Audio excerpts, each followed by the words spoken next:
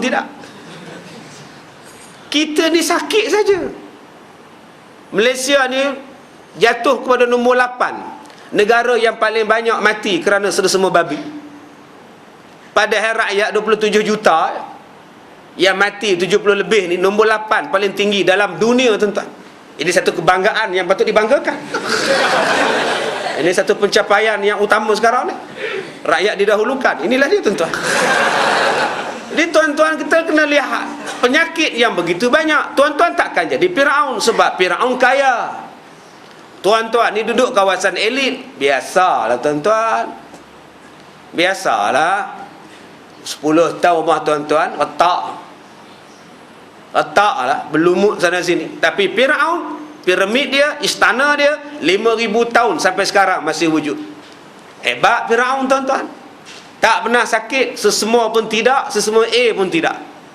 Kita ni periksa semua nak A. Satu-satunya yang tak nak A, influenza je. Influenza A kita tak nak. Tuan-tuan, dulu masa topeng mahal tu 50 sen naik jadi RM5. Seksa, tuan-tuan. Sehari sekali pakai, besok kena buang. RM5 peniaga jual. Itu nama dia peniaga gila babi.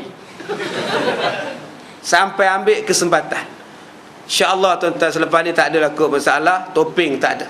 Bagi orang yang dah kahwin, selesai masalah. Agak-agak topeng tak ada, dia boleh ambil baju dalam isteri dia, potong baju dalam isteri. Itu orang yang dah kahwin senang. Akak-akak kalau hilang baju dalam, cuba tanya suami tengok. Isteri satu, suami satu. Itu nama dia X1 N1. Jadi tuan-tuan, Firaun punya hebat dia. Kekayaan dia besar, kerajaan dia besar. Tuan-tuan takkan jadi Firaun. Jangan takut. Dan Firaun duduk di bawah sekali dalam neraka, takkan keluar-keluar dah. Walaupun kita tak boleh jadi Firaun, tetapi kita boleh dapat kedudukan macam Firaun. Bagaimana nak dapat kedudukan macam Firaun dalam neraka? Jangan semayang. Semayang tak betul, maka kedudukan kita sama taraf dengan Firaun dalam neraka. Nampak tak, tuan-tuan? Kita takkan dapat pahala Khalid Ibn Walid, tetapi kita boleh dapat pahala macam Khalid jika kita mengelakkan diri daripada dosa. Kita takkan jadi Firaun, jahat macam Firaun, tetapi kita boleh duduk serumah dengan Firaun bila kita meninggalkan semayang atau semayang tak betul. Itulah dia, nampak, tuan-tuan. Jangan tuan-tuan kata Firaun jahat, entah-entahkan anak-anak kita serumah dengan Firaun. Jangan tuan-tuan benci pada Firaun semata-mata, entah-entahkan menantu kita besok serumah dengan Firaun. Jangan tuan-tuan menyampah bila tengok Firaun, entah-entahkan diri kita sendiri yang akan jadi Firaun, dengan sebab tak semayang, meninggalkan semayang, dan semayang tak betul.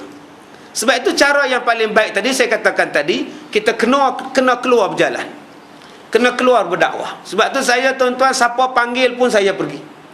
Sebab itu adalah jumhur ulama mengatakan masuk bercampur menasihati mereka lebih baik daripada tidak menasihati mereka.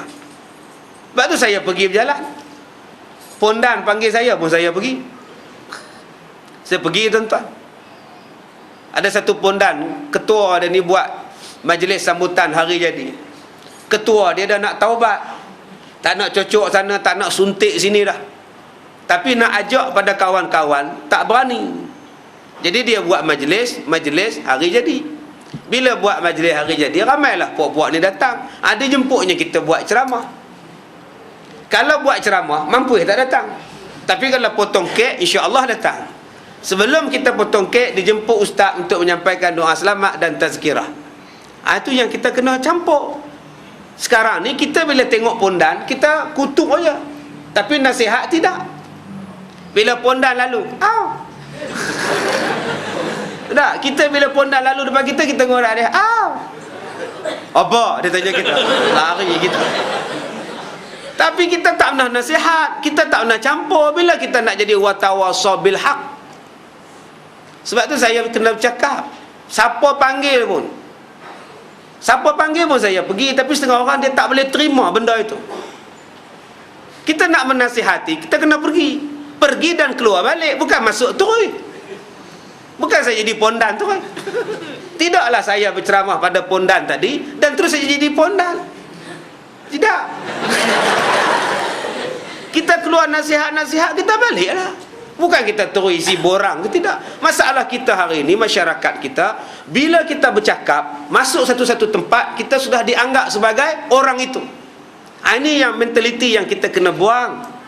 Saya pendakwah bebas, saya kena masuk. Saya kena bercakap. Menteri panggil saya pergi, menteri besar panggil pun saya kena masuk. Masuk untuk bercakap, masuk untuk menasihati, masuk untuk menerangkan tentang Islam. Tapi setengah orang dia faham, bila masuk tu, Ustaz Kazim pergi ceramah sana, mesti dia belah sana. Tu yang penyakit. Bila kita ceramah tempat UMNO, orang akan kata kita UMNO. Ustaz Kazim tu UMNO, pergi ceramah dekat MB UMNO. Habis tu saya ceramah kat Pondan. Ustaz Kazim tu Pondan. Dia ceramah tempat Pondan. Minggu lepas saya ceramah di kawasan istana di Kelang.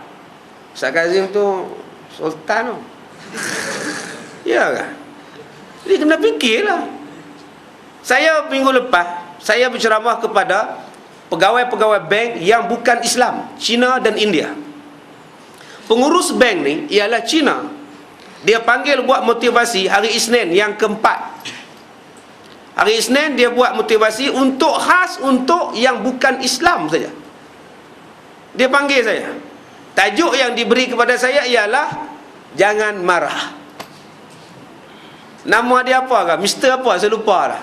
BSN punya pegawai, pengurus. Untuk dia punya kaki tangan dia, yang India duduk depan sekali, Cina pun duduk depan, tengok saya. Saya dijemput, saya pergilah. Yang kehadirannya Cina dan India, Hindu. Adakah saya ceramah pada Hindu? Ustaz Kazim tu Hindu. Ini pun benda yang bengong punya tuan-tuan. Saya sebagai pendakwah, saya kena pergilah. Siapa jemput pun saya kena pergi. Sebab itulah yang dipesan oleh Nabi, yang disebut oleh Allah, wa tawassaw bil haqqi wa tawassaw bis sabr.